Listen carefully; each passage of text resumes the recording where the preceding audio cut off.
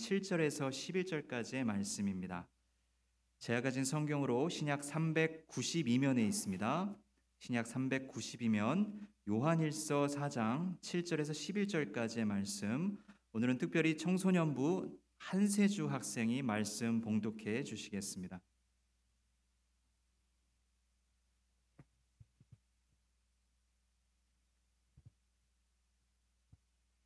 사랑하는 자들아, 우리가 서로 사랑하자. 사랑은 하나님께 속한 것이니 사랑하는 자마다 하나님으로부터 나서 하나님을 알고 사랑하지 아니하는 자는 하나님을 알지 못하나니 이는 하나님은 사랑이심이라. 하나님의 사랑이 우리에게 이렇게 나타난 바 되었으니 하나님이 자기의 독생자를 세상에 보내심은 그로 말미암아 우리를 살리려 하심이라. 사랑은 여기 있으니 우리가 하나님을 사랑하는 것이 아니요 하나님이 우리를 사랑하사 우리 죄를 속하기 위하여 화목 제물로 그 아들을 보내셨음이라. 사랑하는 자들아, 하나님이 이같이 우리를 사랑하셨은즉 우리도 서로 사랑하는 것이 마땅하도다. 아멘.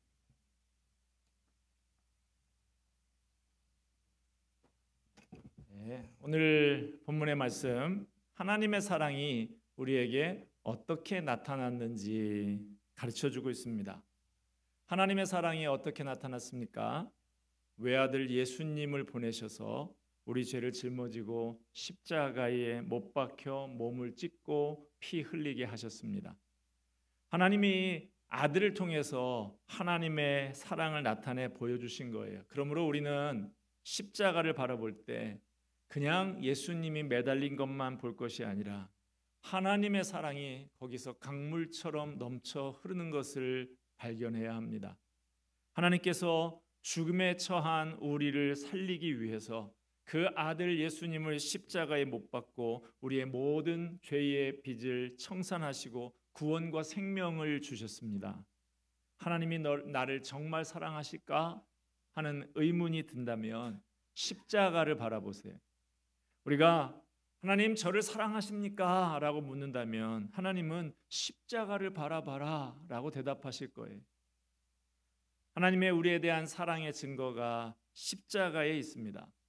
우리에게 퍼부어 주신 하나님의 사랑은 이론이 아닙니다. 하나님의 사랑은 십자가에서 실제로 증명된 사랑입니다. 사람들이 고개를 흔들면서 네가 만일 하나님의 아들이라고 하면 그 십자가에서 내려와 봐라 라고 조롱했지만 예수님은 전능하신 하나님의 아들이시면서도 묵묵히 십자가에 매달려 계셨어요. 주님의 능력이 없어서 권세가 없어서 그런 것이 아니라 우리를 사랑하기 때문에 그 사랑이 십자가의 끝까지 매달리게 한 것입니다. 미국의 한 아파트에서 대형 화재가 발생했습니다. 그 화재로 많은 사람들이 죽었어요. 그런데 그 많은 죽음 중에 보는 이들의 마음을 유독 안타깝게 하는 것이 있었습니다. 주민들이 그 집에 아기와 엄마가 있다라는 사실을 소방대원들에게 알려줬어요. 그러나 소방대원들은 그들을 찾을 수가 없었습니다. 불길이 다 잡히고 난 뒤에 아기와 엄마가 화장실에서 발견이 됐습니다. 그런데 놀랍게도 아이가 살아 있었어요.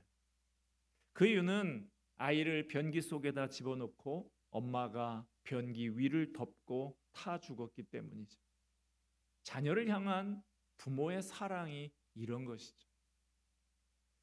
오래전에 들은 이야기입니다. 친구 사이인 두 분 목사님이 있었어요. 그 중에 한 분은 아들이 5이나 있는 분이었고 다른 한 분은 딸만 하나 있었습니다. 두 분이 만나서 서로 자녀 이야기를 하다가 한 분이 이 친구 자네는 아들이 5이나 되니까 우리 집에 양자 하나 보내지 그랬어요. 그 말에 다른 분이 그러지 뭐 하고 쉽게 대답을 했답니다. 별 생각 없이 약속을 해놓고 나서 그분이 집에 가서 고민을 했대요. 방에 누워 자는 아들 5명 독수리 오형제를 보면서 어떤 아들을 친구에게 양자로 보낼 것인가 생각해 봤답니다. 장남? 안 되지. 장남은 내 첫사랑인데. 둘째? 제일 똑똑하고 장래가 촉망되는 아이인데 안 되지. 셋째, 나를 가장 닮은 아들인데 안 되지. 넷째, 제일 약하고 병치레하는 연약한 아이인데 불쌍해서 안 되지. 다섯째, 이 귀염둥이를 절대로 안 되지. 아들이 5이나 되는데도 하나도 줄 수가 없더랍니다. 이 목사님이 그날 밤에 요한복음 3장 16절의 말씀이 생각나더래요. 하나님이 세상을 이처럼 사랑하사 독생자를 외아들을 주셨으니. 아들이 5이나 되어도 그 중에 하나도 줄 수가 없는 것인데, 내 몸이 불에 타 들어가도 지켜주고 싶은 것이 내 자식인데, 하나님은 우리를 살리기 위해서 외아들을 십자가에 죽도록 내버려 두셨습니다.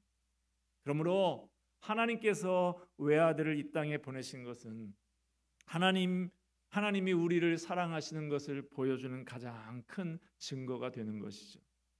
죄로 말미암아 영원히 죽을 수밖에 없는 우리를 살리려고 독생자를 우리를 위해 보내주셨습니다. 특별히 화목제물로 보내셨다라고 합니다. 화목제물이라고 하는 것은 그 제물을 통해서 관계가 회복되는 제물인 것이죠. 하나님께서는 화목제물로 돌아가신 예수님의 피를 보시고 우리를 용서해 주셨습니다. 그래서 우리와 하나님 간의 원수 되었던 관계가 다시 회복될 수 있었어요. 죄를 지은 우리가 화목제물을 준비한 것이 아니고 오히려 죄를 용서하시는 하나님께서 화목제물을 준비하셨어요. 친히 우리와 화목하기를 원하셨습니다. 이것이 하나님 아버지의 크고 놀라운 사랑, 말로 형용할 수 없는 사랑입니다.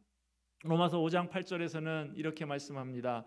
우리가 아직 죄인 되었을 때에 그리스도께서 우리를 위하여 죽으심으로 하나님께서 우리에 대한 자기의 사랑을 확증하셨느니라. 하나님이 먼저 우리를 사랑하셨습니다. 그러므로 우리는 서로 사랑하며 살아야 합니다. 하나님께서 나를 먼저 사랑하셔서 외아들을 주기까지 사랑하셨기에 그 사랑을 받은 우리도 서로 사랑하면서 살아야 합니다. 우리가 사랑하면서 살면 사람들은 우리를 보고 하나님이 어떤 분이신지 알게 됩니다. 우리 하나님은 사랑이시기 때문에 하나님의 계명은 사랑하라 하는 것입니다. 마음을 다하고 뜻을 다하고 목숨을 다하여서 하나님을 사랑하고 내 이웃을 내 몸과 같이 사랑하라고 하셨습니다. 예수님은 제자들에게 이렇게 말씀하셨죠. 요한복음 13장 34, 35절에 새 계명을 너희에게 주노니 서로 사랑하라. 내가 너희를 사랑한 것 같이 너희도 서로 사랑하라. 너희가 서로 사랑하면 이로써 모든 사람이 너희가 내 제자인 줄 알리라. 예수님의 제자의 특성은 사랑입니다.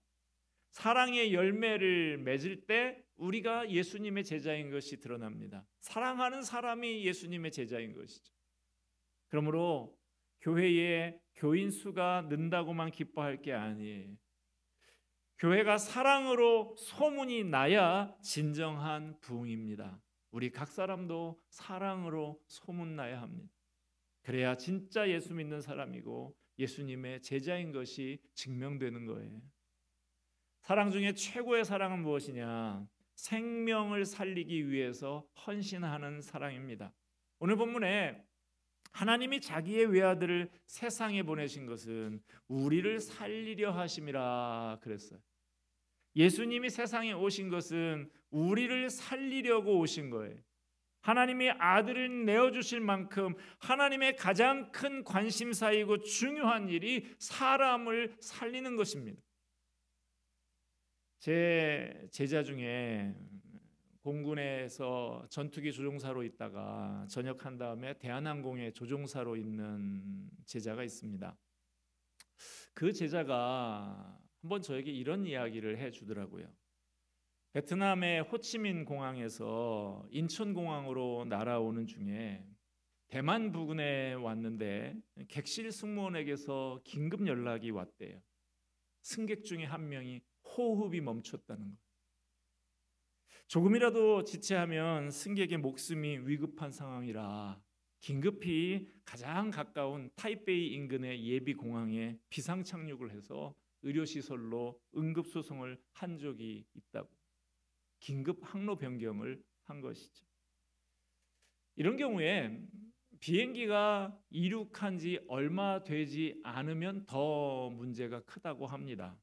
장거리 운항을 위해서 기름을 가득 채운 비행기는 너무나 무거워서 착륙을 하기도 어렵고 잘못하면 그 충격에 기름이 폭발할 수 있어서 너무 위험하다는 거예요.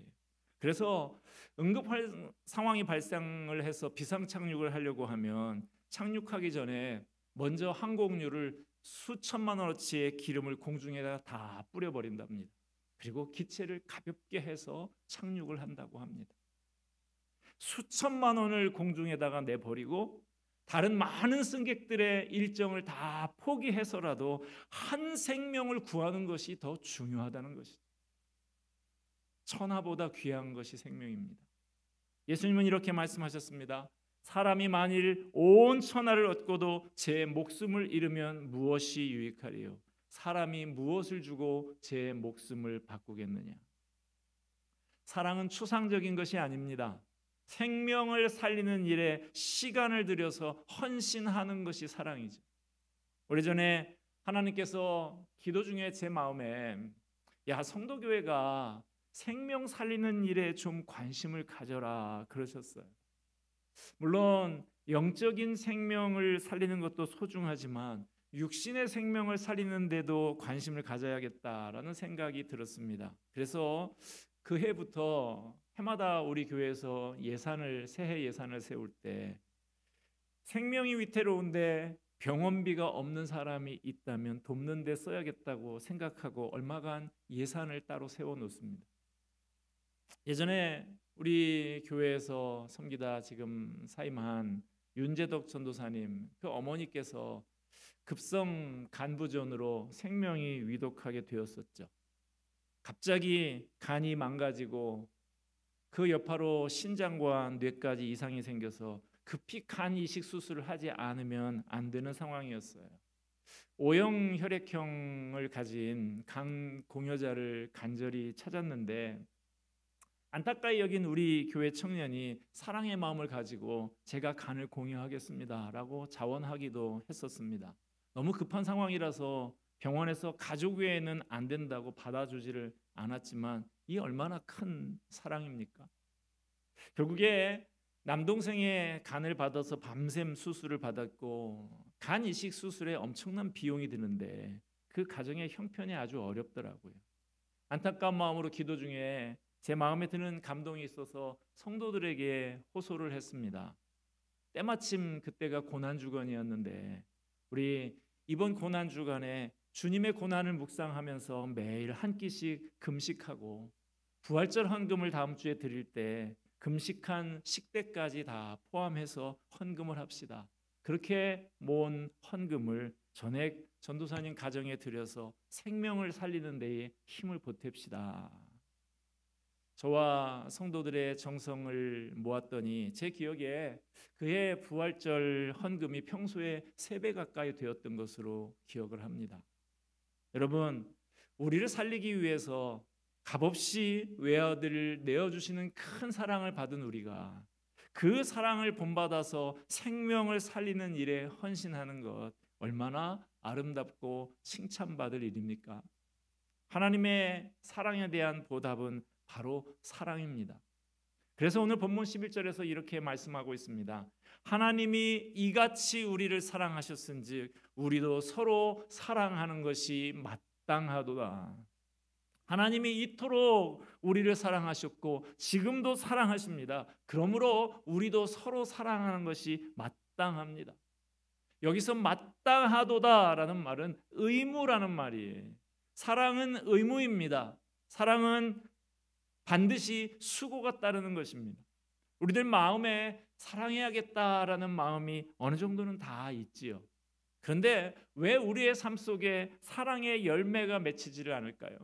사랑의 수고를 하려고 하지 않기 때문이죠. 바울은 데살로니가 성도들을 칭찬할 때 그들의 사랑의 수고를 칭찬하셨습니다. 우리의 마음속에 있는 사랑이 열매를 맺으려고 하면 반드시 수고라는 과정이 필요한 것이죠.